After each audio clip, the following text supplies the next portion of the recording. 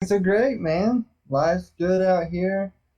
I've been redoing my backyard, making a rock garden, trying to get rid of some mud. Life's good, man. Do some dabs, smoke some weed, see some girls. Very nice, very nice. So you're doing some back-breaking work in the backyard then? Oh yeah, I've been moving rock around crazy. Like, Nice, nice, nice. And Stony, sir, how you doing? I'm hanging in there. I got a long day in the garden ahead of me when the lights turn on in 3 or 4 more hours. So Oh well, nice, I need nice. to get I need to get some update photos done, but I've got I put all my Jamaican bobsled in what I call my transition space. It's a 4x4 where I'll pack them in a little tighter and just kind of let them start to get into the stretch. And then I've cleared out one of my main 3x6s, and I've got some nice utility panels, the metal ones, that I'm going to be hanging in there so that I can scrog them in nice and tight. So other than that, though, I mean that's what I've got kind of going on. I'll kick it over to the next guy. Hey, Rich. How How's you it doing, going? sir? Pretty good. Excellent, excellent. And how's life treating you in that neck of the woods? Doing good. The bobsleds are looking good. Just like Stony, I gotta wait for my lights to turn on, and then I got a bunch of work to do in there myself. But yeah, they're getting huge, overgrown, Nice. and you need to do some more thinning out and stuff. But they're looking great, all six of them. So Cool, cool. no And intersex traits or anything. Everything looks good. nice. And Dr. Wigglers, how you doing, sir? How's life on the farm? Wiggle Wiggle, I'm doing pretty good. I actually put another vegetable garden in at my house this week, so I just stuck some vegetables and flowers in the ground. My other garden is just getting tore up by deer and animals, and I mean, I just can't keep them out of it this year, it seems like, no matter what I do. So I put some extra ones in. I got backups, that's what I'm calling them. what do you got going in the gardens out there? I do a lot of tomatoes because I can tomatoes. Basically, anything I grow, I'm trying to make it so I don't have to buy it this year. Anything that I can, produce and not have to purchase, that's what I'm buying. So tomatoes, peppers, cucumbers, eggplants, um, onions, garlic. I do pumpkins for the kiddos and I do pumpkins for the worms. Uh, I make one pumpkin pie a year, so growing pumpkin for that is kind of crazy. Yeah. And so you're doing some proper farming, not just other farming. Well, yeah, I mean, we got Operation Grow the planet. Yeah. exactly. I mean, if we can grow it and we can produce it for ourselves, that's what I'm all about. You know what I mean? Self sustainability. If I can, even with my cannabis, if I can make the nutrient rather than buying it, that's what I do. That's why I make FPJ and that kind of stuff. But we're doing good over here. Just hanging out, doing the damn thing. Fantastic. So, we're 2 weeks into flower. What is everybody seeing? How are things going? Is it still? I saw some comments being made on some social media there about quite a bit of stretching still for some people. Others slowed down. I mean, Mystics is looking pretty impressive in there. Stony, I'm sure yours. And everybody else is looking just as impressive, but hers, I must say, from the photos she was pushing out, were like, wow. Do If you that's remember the how sort we of fixed this last time? The screen is stuck on me. on you. What did we do to fix that? I cannot remember. I think it was on your side if you clicked on somebody else. I think what you did was Your presented your screen to Nazi. No, here's a present now. I'm I think tired. that's what you did. You presented your screen, so it showed us all pop up on your screen, and you had you off to the side the other time. yes. Yeah, that's what it was, perhaps. Yeah, you need to present the Google Meeting screen. That's right. But as far as bud and stretch goes, I've I took my numbers. I did take them a day late on the 14th day, so I took them on Tuesday. That's day 14 for me, I guess. So what I'm seeing is, they almost 1.5, or one, the height that they were, they're 1.5 times that size. So half times the stretch. You know what I mean? I guess if that makes sense. If they were a foot tall, they stretch 6 inches. Well, that'd be a 50% stretch. Okay, 50% stretch, 0.5%, yeah. But yes, but the buds, they're shaping up nicely. I will say I think Mr. Pictures in video were pretty impressive myself. Holy crap, she's got like some 4-footers over there, full on, 4x4 space, just slammed full with the bobsleds. Yeah, no, I mean, it's looking really, really good.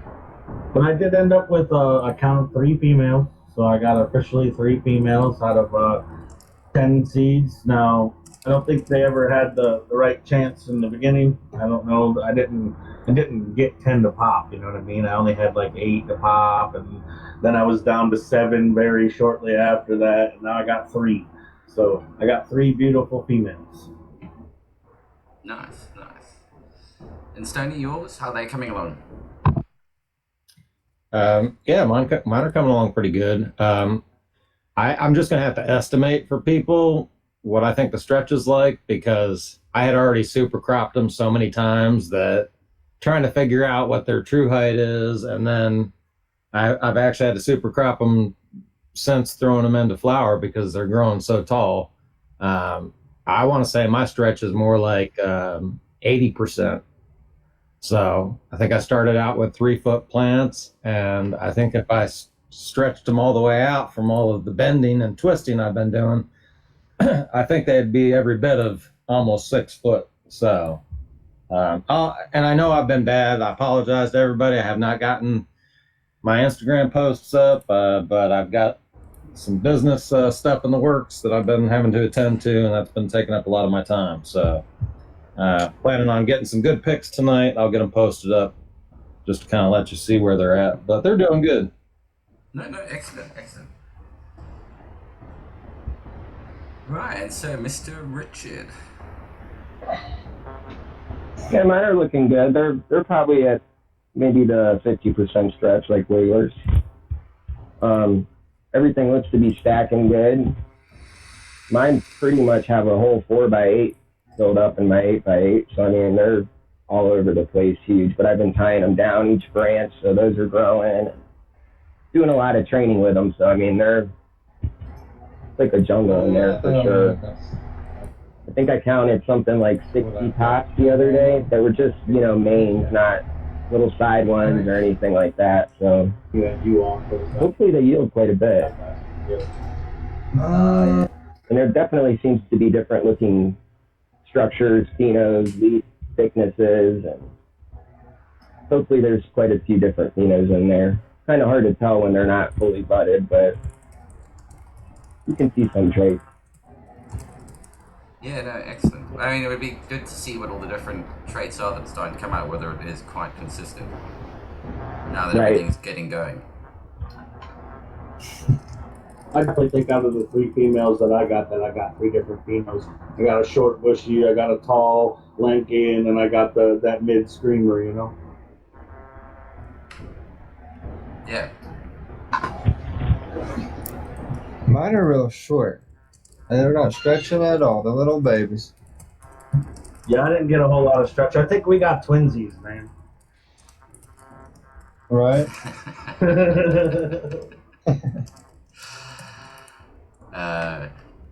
Not Eskimo brothers, Jamaican brothers.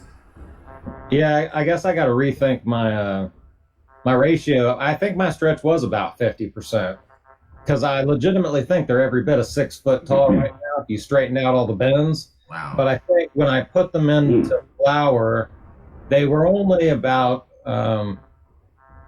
3 foot tall, but with the bends probably more like 4 foot. So I think they went from 4 to 6 foot. If I took like a piece of string and brought it up and then fished it around all the bends to see actually how long some of it is. But I've actually had to crack some of my stems pretty low down just to get them down into the scrog.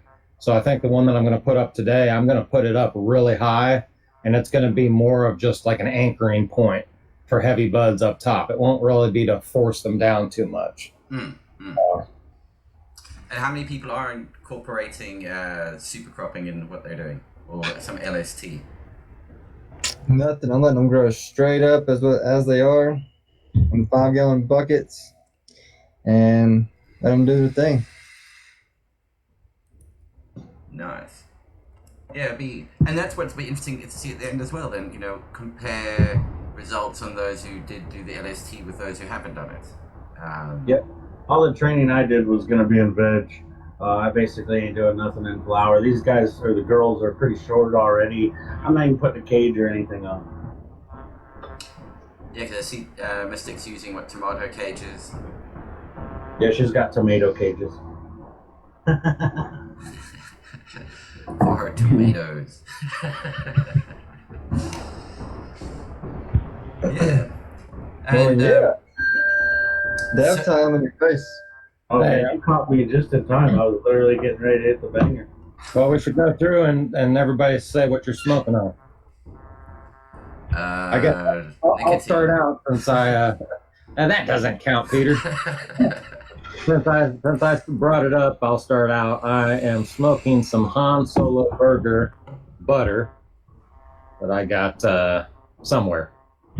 A dispensary somewhere unnamed. I was smoking some fresh frozen LA Spill BHO by Guap Extracts. Guap? This guy Italian? Everybody asked me that. He's local here in Flint. I'm not willing to tell everybody what he is. I mean, you can get his products in the dispensaries and stuff. So it's a lot better if he is. Oh dear. Yourself, Tanasi? I got some Orange AK Ambrosia here and some Jam Band batter from a apothecary. It's real creamy. Right on. I'm just smoking some bubble hash that I made maybe a month or two ago. Nothing too spectacular. Nice. I hear it's good. Allegedly. It is. It's good, but I like my flower. I'm not a big oil, hash, wax person, so. Yeah.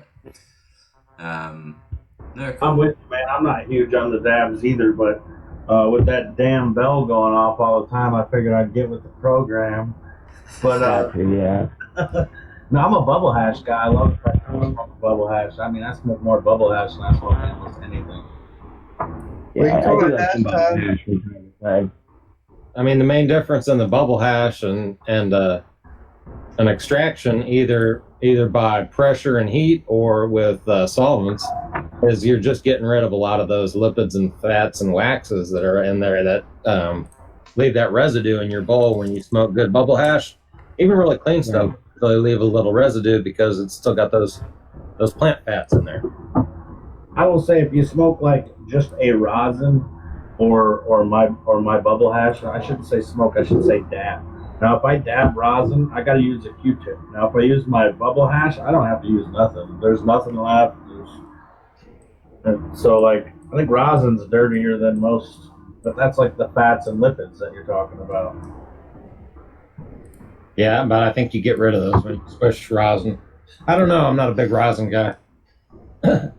I know you can get rid of them with solvents. I think it's a lot to do with temperatures when you're squishing the rosins, as far as whether you're getting the fats and the lipids out. Yeah, definitely with that. It's a trick to the trade. Sure. What are we looking at? We got some charts, some graphs. Yeah. Damn. This is what I was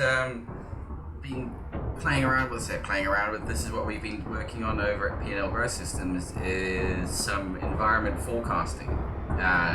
So now actually being able to predict where your environment will be up to 7 days ahead. I'm just doing it in two different ways at the moment, which is why there's two different styles of charts, or two different charts. One is bottom one, basic. This is in inverted commas because it's not really that basic. But this just looks at historical data from your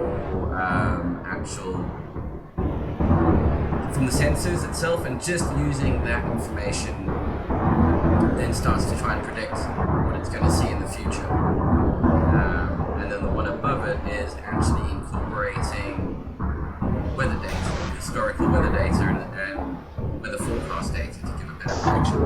I was just experimenting to see if I picked a city that was a bit further away, how much of an impact, what sort of difference that would have in the prediction or the forecasting. So I actually picked London, and it turns out that's a little too far away to make it accurate enough. I'm going to do another run next week where I pick a local town. I'm going to give my exact longitude and latitude where I am, and then get the local weather forecast, the very local weather forecast, and see how much tighter I can get these bands. But I mean, it's not doing too badly, especially on the temperature front. It's actually pretty close. I mean, 3 degrees out, 1 degree out. It's coping pretty well. And then even on the humidity, I mean, what it predicted, 80, and it's gotten up to 85 because of some heavy rain that came through. But you can see it picks up on the little bumps. So now when you're working in, looking at your garden or looking at your environment, you can now actually see, is there anything that you're going to have to pay attention to in the next 7 days? Are we looking at rolling this out as the basic one as a cheap subscription, and the advanced one as a slightly more expensive subscription? But I think I've rolled it out to most of you guys. It would be interesting to get some of your feedback on that, and whether or not you see it as being useful. Man, when you told us that you rolled it out, I was the first one to look, I bet, and I didn't see anything to do with this. So you must not have rolled it out to my device, man. Alright, so I'll make sure it does get rolled out. and where you find it now is if you tell me where to find it, I might see. I went to charts. See, now if you go to charts, you'll see okay, forecast charts. Yeah, I definitely didn't have that. I can look right now. I saw mine today when I was looking. It's there. At least on mine. I guess I might have it now, but I didn't have it then. Right, sounds like we're having some audio issues. Well, we were saying pre-show, if you can't hear us, turn that shit up, man. No, I'm just... we got technical difficulties, folks. They stole Hangouts from us, and we're working on the rest of it. What can we do about Hey, this? I do have the forecast charts now. Cool. And if people give me their location information, I can look at doing ones which take local weather data and use that. Oh, I don't think so. Or your nearest city. I mean, like nearest for a when you're looking at the local weather in the evening, what's the nearest city nearby that it can then use as a reference point for understanding what the future is going to look like? Well, is that going to be something that's going to be more beneficial for outdoor growers and or people that are doing a lot of air exchange with just fresh air outside? No, it works very well for indoor growers, actually. I think it's gonna, anywhere you have a grow room, unless it's in like a walk-in freezer, the environment's gonna be, it's gonna change with outside environments. It's gonna affect it some. Whether it affects it a lot, or a little, that's gonna be but it will affect your grow room. So, I mean, if it's hot outside, it's warmer in your house. Or your AC's got to run harder, or you know what I mean. Yeah, I mean that's been the main thing that I've noticed is that if it's really hot outside, then even with it being in a basement and having a lot of protection from like the thermal variance from outside, I still notice the difference. I mean, you just do. But I don't have to deal with the humidity as much, I don't think, And that could just be a factor of having an oversized dehumidifier space. So Yeah, I mean, I've actually noticed that as soon as I do use much more localized weather data, that the prediction of an indoor, like a greenhouse, which is what I'm monitoring, you really do pick up on those fluctuations all of a sudden. So for outdoor growing in the greenhouse and even indoor, unless you were in a really, deep within inside a building where none of the external ambient conditions are affecting anything within inside that building, it's amazing what it actually picks up on. Like just a general building warming up has an impact on that space, as subtle as it might be. oh yeah, I mean, and that's what I'm saying is sometimes my AC has a hard time keeping up when it's really, really hot outside. And a lot of that has to do with the fact that I use my entire house as a lung room for my grow room. And I pull pre-conditioned, cool, dry air into my grow through a 4-inch HEPA filter that, makes sure it stays nice and clean. And, but, it pulls a 6-inch fan pulls high speed 24/7, sucking cool air out of my house and into my grow. So that's what kind of keeps it very, I mean, it doesn't stay static in there. It definitely goes up and down with the lights, but I can kind of keep my my atmosphere dialed in, so temperature and humidity. But it's at the expense of some air conditioning. Yeah, and of course then that comes it's at the expense of it. But the idea here, what we're trying to help out is, seeing where that environment's going. The next thing I want to overlay into it is things such as what are known problematic conditions. So can it see that, well, you're heading towards, that's bad for powdery mildew, or something else along those lines. You start to overlay some of that information into it, and then you can see if you are able to, if it's predicting that the environment's heading in the wrong direction, by overlaying the actual data that it's also recording with what the prediction was, you can start to steer it away or towards the prediction depending on what you're after. You can either make sure that you're keeping on track if it's trying to show that it's heading in the right direction, and if it is heading and getting too cold, I need to put some extra heating in, and you can see if the heating is having the effect because you can see it moving away from the forecast. Yeah, I think for me with my setup, it would be beneficial the most in the shoulder seasons where I'm getting weird, fluctuations where it might be 70 one day and then the next day it's down in the 40s and all sorts of weird stuff. And, so spring and fall when you can kind of get weird things happening, a lot harder to adjust for. I mean, I had to pick up on we had a mini little heat wave over here, and the forecast showed that 2 days afterwards things were going to be drastically different. It's like, oh yeah, come on. And Truesbog, 2 days later, there was about a 10-degree drop in temperature in Celsius. And personally, that's more what I would be interested in, so I could have, the AC set up, plugged in, ready to run, because I'm not running ACs all the time. But when I know it's going to be hot, or that hot's coming, or that cool's coming, I want to be set up for that so I can, then change that instead of just moving air. Because I move air, and when it's real hot outside, moving air consists of moving real hot air. So you don't want to do that.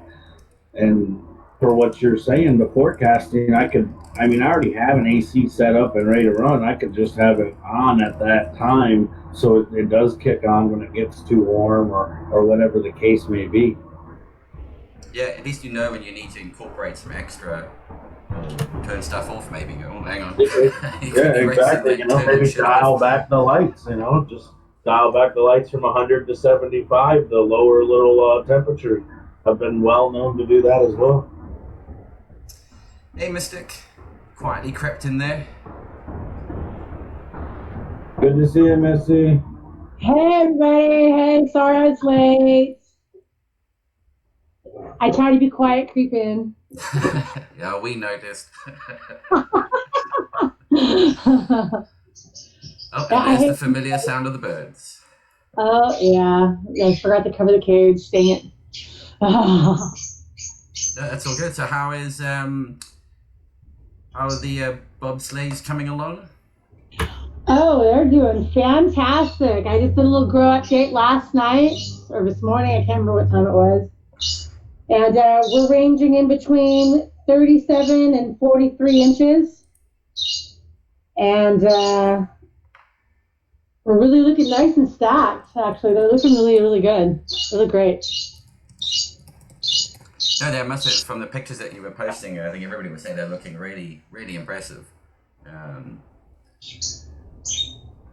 Yeah, the flower, I don't know why, it looks like I froze on that. Oh, there goes. Anyway, the flowers are really starting to stack on number 2, on my Jamaican bobsled number 2. It looked like at first, when I first put it into flower, it was just like a stick. It didn't look like it really was going to do much of any producing. Now that's the tallest one, and it's got like a real nice cola developing. Nice, nice. And are people noticing any particular terpene profile starting to form? I really can't put my finger on it, but it's like a real, like, it's almost like a danky, cheesy smell. It's not really cheese, but it's I can't put my finger on what it is. But it's a freaking dank smell.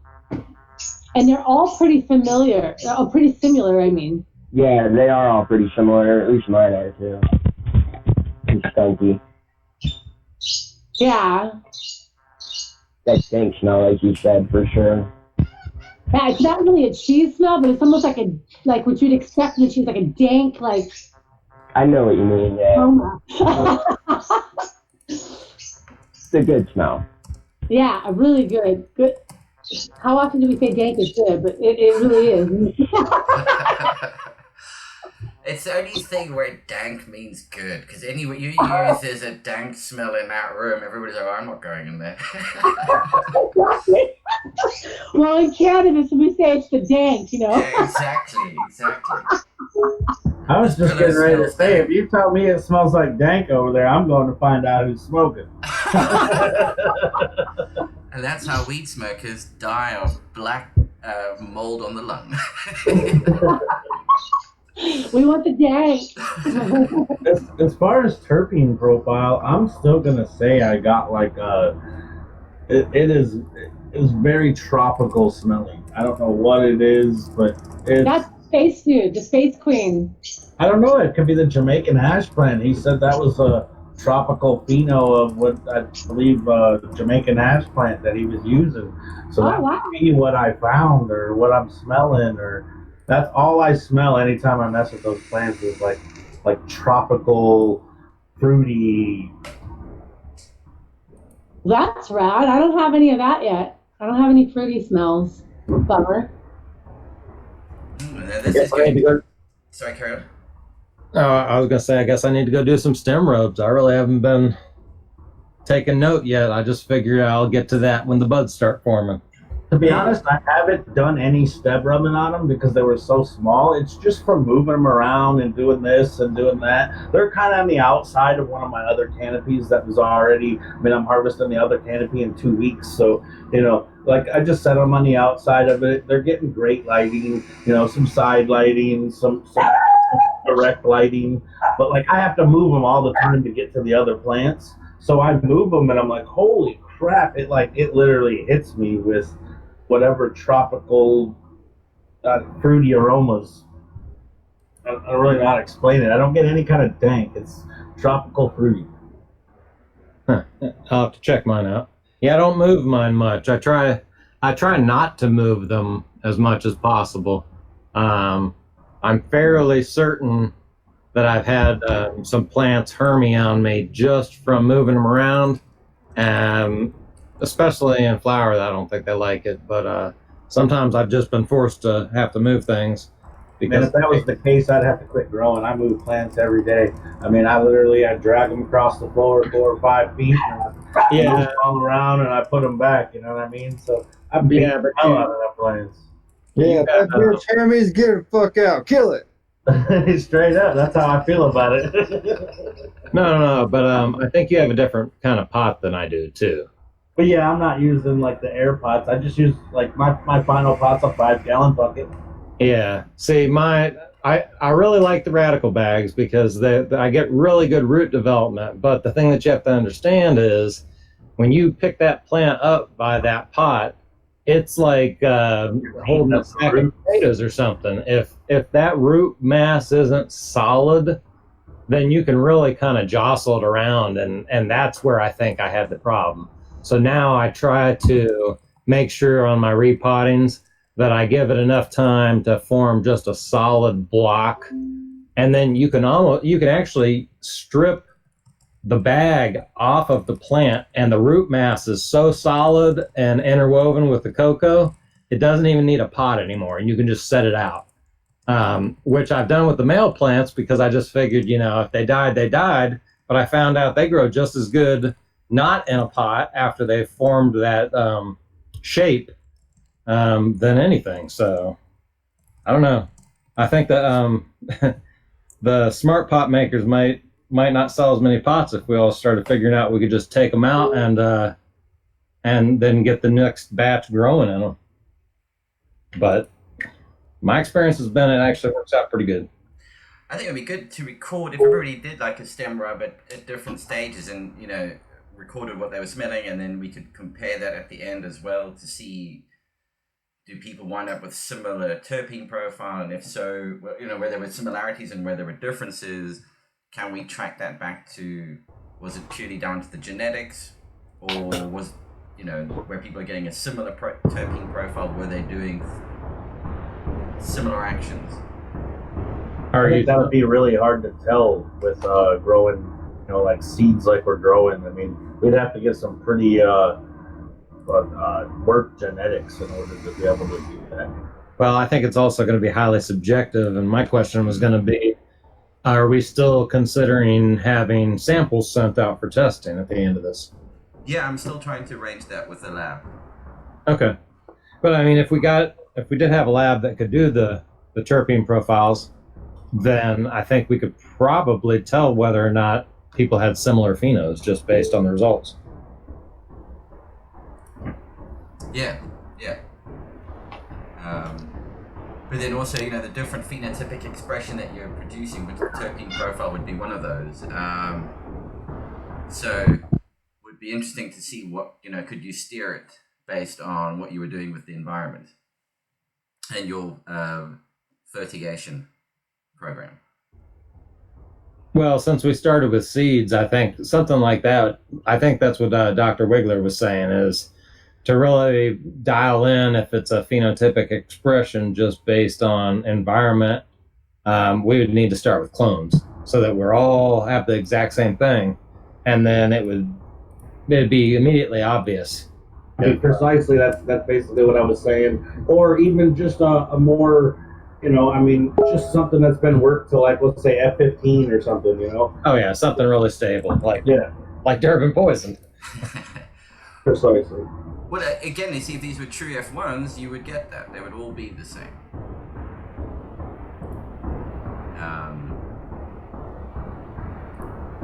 So that would be, therefore we should be able to then identify it that way. Well, except for we've got some mutant plants. Yeah, exactly, and hence. I don't think that you could call them all the same by any stretch of the means. Man, that is funny because one of my mutant plants is the tallest plant in my garden right now. Yeah, my mutant... That thing was like nothing for the first month of growing. Yeah, as soon as my mutant tulip started growing balls, I had to get rid of them. Yeah, no balls in the house. No, not right now, anyway. Yeah.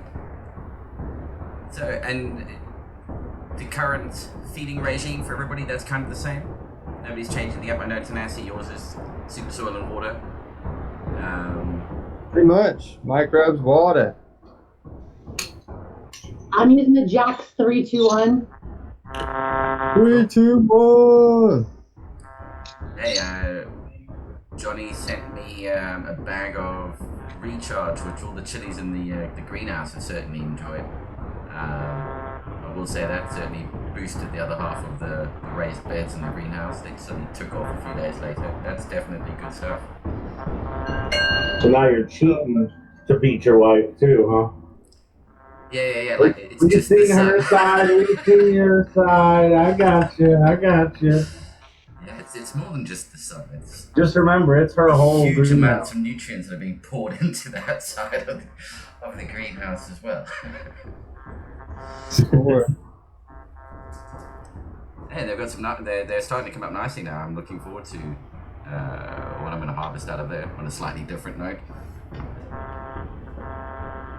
Yeah, I totally geek out on gardens, man. Like, there's nothing better than harvesting and, you know, let's say let's harvest a tomato and we made a salad. We put that tomato on a salad. Now I've grown, harvested, cut up, prepared, and now I'm eating the food that I've grown. You know, there's nothing better than that.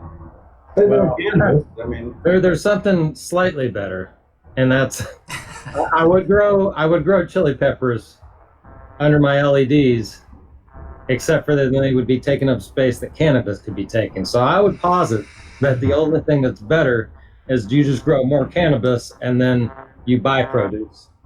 that's where I disagree, man. No, I know, but I'm pulling your leg, but I know you I have got you. to grow outdoors. Yeah, that's the gig. Like, you know, cheers. Yeah, the second I can grow outdoors, I'll be with you. I don't grow any weed outdoors. Well, I mean, I got a plant or two out there, but I don't have like a big grow outside. No, but I'm saying you have the space and whatnot to grow. I have like 50 chickens. So Oh, they would eat your whole area. yeah, if I don't put a 6-foot fence around it, it's just food for chickens. So With the amount of deer around here, I'm thinking I'm gonna have to do an 8 or a 10-foot fence around my garden, or just start shooting deer. Hey, I'll come help you. I need the meat for my wolves. Yeah. Or do I'm both. saying, man, like you come down, anything you shoot, we can clean, and you can take half it home, bro. The trick is you put the 8-foot fence around the deer. It makes it a shitload easier to shoot them. yeah. Well, anybody that wants to come to visit me, as long as you have a crossbow, I'm sure we can nail one. The thing is, you got to shoot clean. We don't need them running across the road now. Yeah, I don't want none of that. I don't want none of that either. It's got to be a nice clean kill. Get it tenderized by the 18-wheeler going down the highway. I mean, come on. Well, I've got like 20 acres of forest right behind me, and I own. I got about 3 acres that are my property, and there's tons of deer in there. But on the other side of my house, there's a pretty busy road. It's just a 2-lane road, but there's enough cars going down there. You wouldn't want to explain why there's a deer with an arrow sticking out of it that just got hit by a car. That would be a tough conversation to have. Right? Especially if you don't have any deer tags. Certainly there won't be. Well, that's Certainly, an awesome invitation, but I don't know how to shoot a crossbow. It's like shooting a pistol, except for you kicks a little different. Point the sharp end away from you.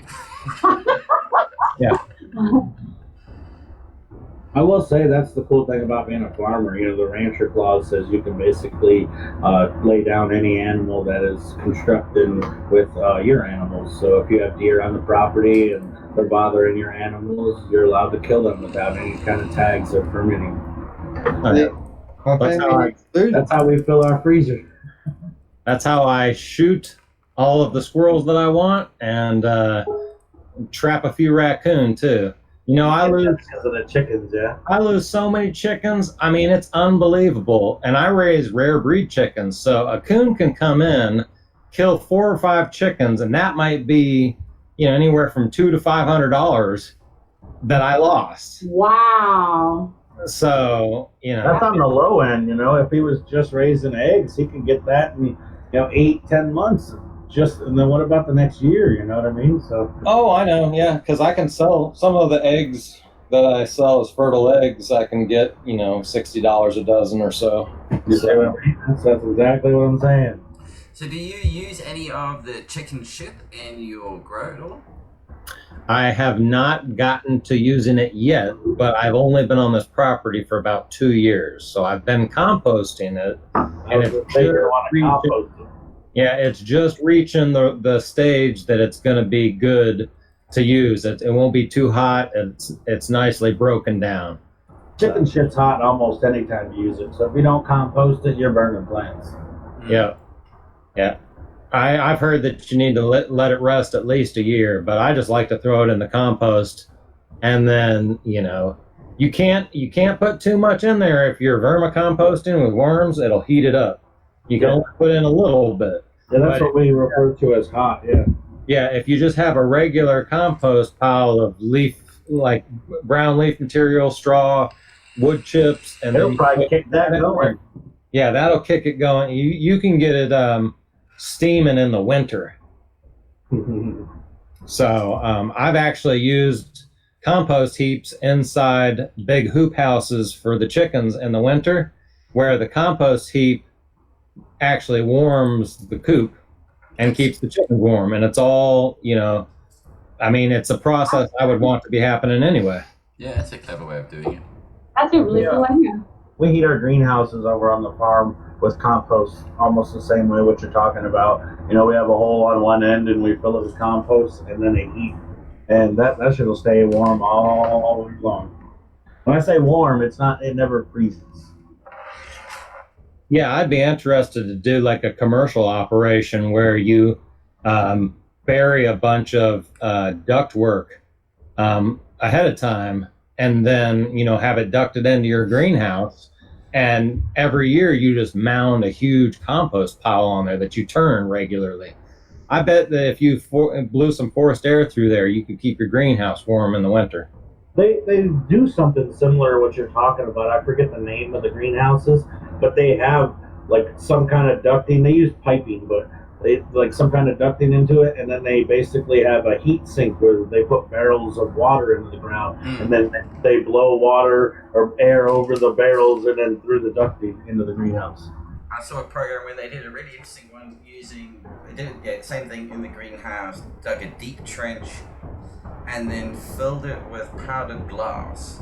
And actually the machine that they used to make the powdered glass was the coolest thing. It was an ultrasound machine that you just put all the bottles in, hit the button, wait like a minute, open it up, and it's just turned to dust. You just pick out all the labels and all the caps of it. And then they fill the trench with this powdered glass. It's also got PVC piping running through it that came back up into the greenhouse, and then they just fill the whole thing in, and the air circulation that goes through sort of keeps it warm, prevents it frosting in the middle of winter, and I think it's slightly cooler in the middle of summer. That was quite impressive to see. And this is what we're bringing out next. This and the CO2. We'll be talking about the moisture sensor. So this is what we're looking at. One of these on the end of a very long lead. Each one will be wireless, so you can go and sync that into your grow medium. Being designed so you could actually put the whole thing, including the little blue bit. You could actually bury the whole bit into the grow medium, and then get moisture readings coming back from that. And really early stages. The CO2 sensor, which may have people interested. So that'll be coming out soon as well. I'm going to demo that at an up-and-coming event in the next couple of weeks. So you said you want to hook me up with a wholesale package? Yeah, we could hook you up at a wholesale price, sure. Twice retail. These are all the boxes we already have, or they'll be changing out? Oh, these will be another module that you just install in the room. So you add it to your dashboard. It'll be another little device. Gotcha. That's cool. Yep. And what will happen with the way that the moisture sensors work, we're looking at doing them in a bundle, so you get, like, let's say 10 moisture sensors in each pack. You don't have to connect each of the moisture sensors to your network. It'll come with a mesh gateway, and all you need to do is connect the gateway to your wireless network, and the moisture sensors will automatically connect to the gateway without you actually having to do anything. Well, that's helpful. Boom. Wizardry right there. Yep. I mean, I think those the moisture sensors for the soil, I think that's cool on a whole different level.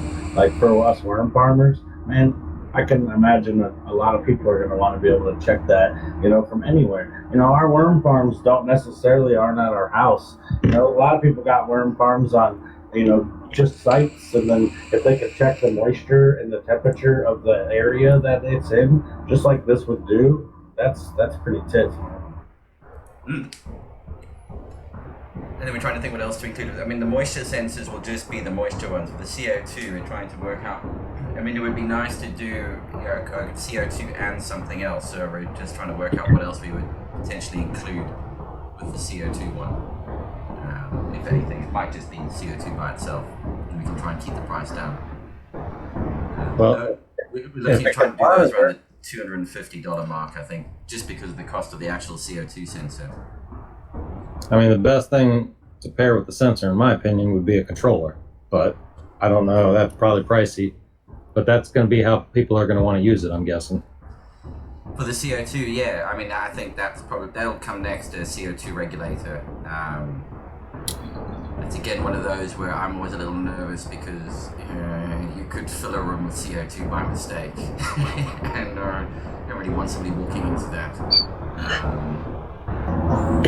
But for being able to trend whether or not you need to think about supplementing it with CO2, at least having a relatively inexpensive sensor unit will allow you to make that decision whether you need to move ahead or not. Is global warming climate change working fast enough for you? Well, I do like the additional ppms. I mean, that's been working out in our favor.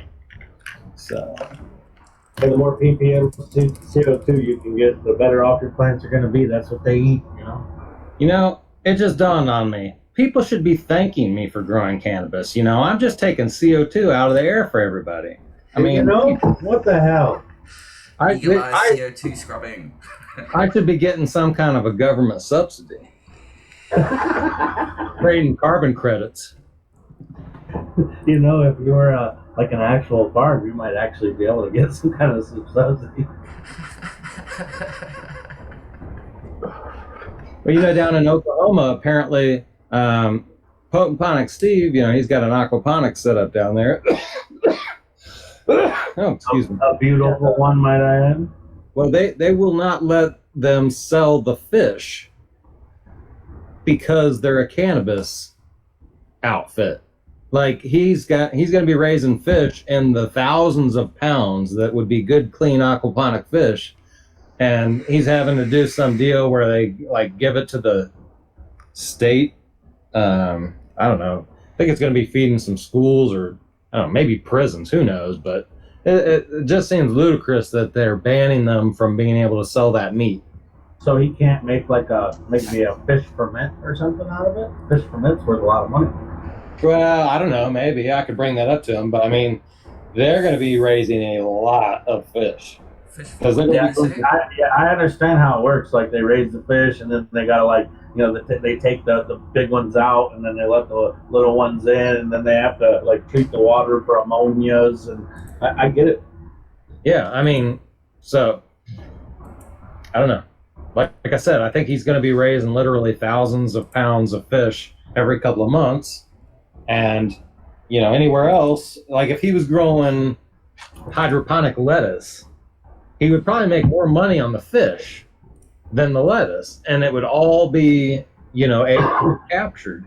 So it's something. Now the question is, are the fish tainted? Has he had the fish tested?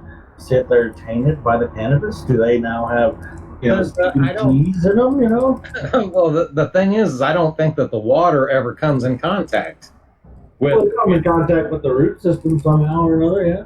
Well, I think that the way that they do it is that there's a system that separates out the solids from the liquids, and then the part that can be used for fertilizer is pumped over to the plant, but the regular water that's been cleaned out is just returned to the fish. Oh, so it's not a research. It doesn't feed the plants and then come back to the fish. Because what I understand, like they have Yeah, maybe it does. they Maybe have them set up in China that way, and that's basically like a big filter system. You know, feeding right. the plants going through that, it basically filters it, cleans it back out, and then they just dump it back to the fish.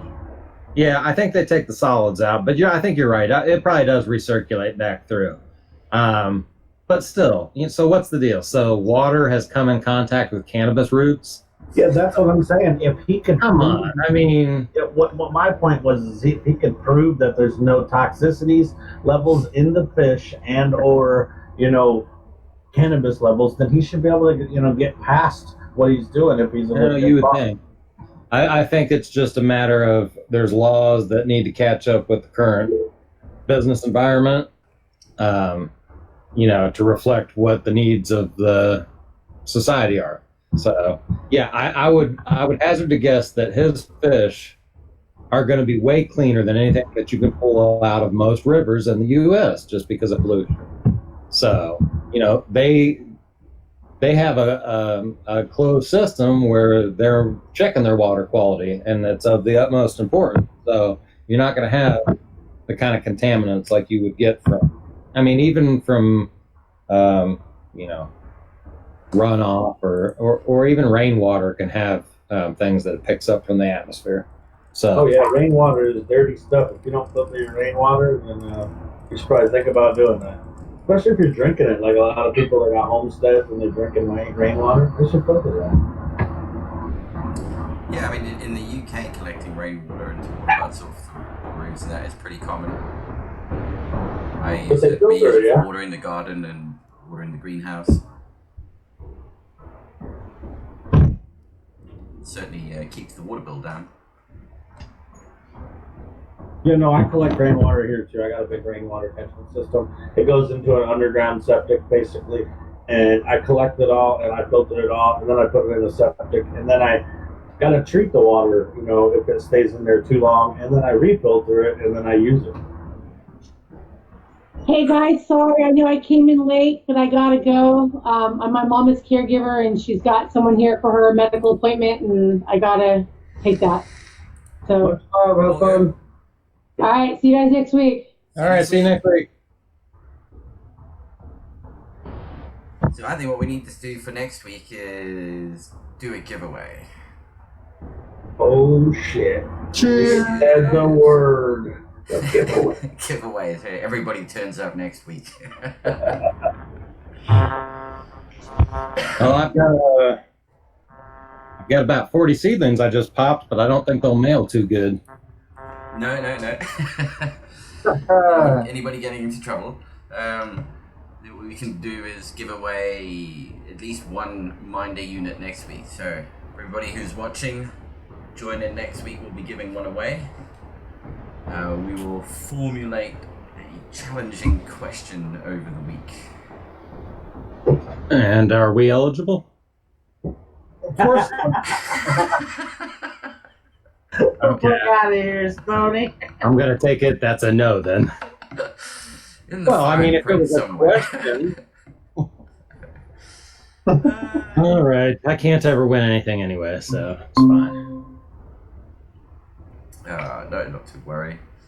Hey, you won on this. Oh, all right, guys. Well, hope everybody has a good week. Yep. Tomasi still is here. Hey, buddy. He's been Richard, you're back with us. Champ. Have a good one. Rocking and rolling. Cool. Well, everybody, thanks for another great episode of the Operation Grow. And I think maybe during the week we discuss whether we move it to maybe a little later, although a little later becomes somewhat more inconvenient over here. Try and figure out what we can do to find a slightly better time slot. Yeah, entrepreneurs never sleep, isn't that right? That is right, Hell yes, yeah. but I have a house with other people who do sleep. Okay. He's got a wife that he's got to hear Yeah. He would like to live with her this year and sit on the couch. Oh, very true, very true. So yeah, alright everybody. See you all next week. Thanks for tuning in. Cheers. Ding, ding, ding. And we are about to go off. We're off. Man, Riser Rich dipped out already.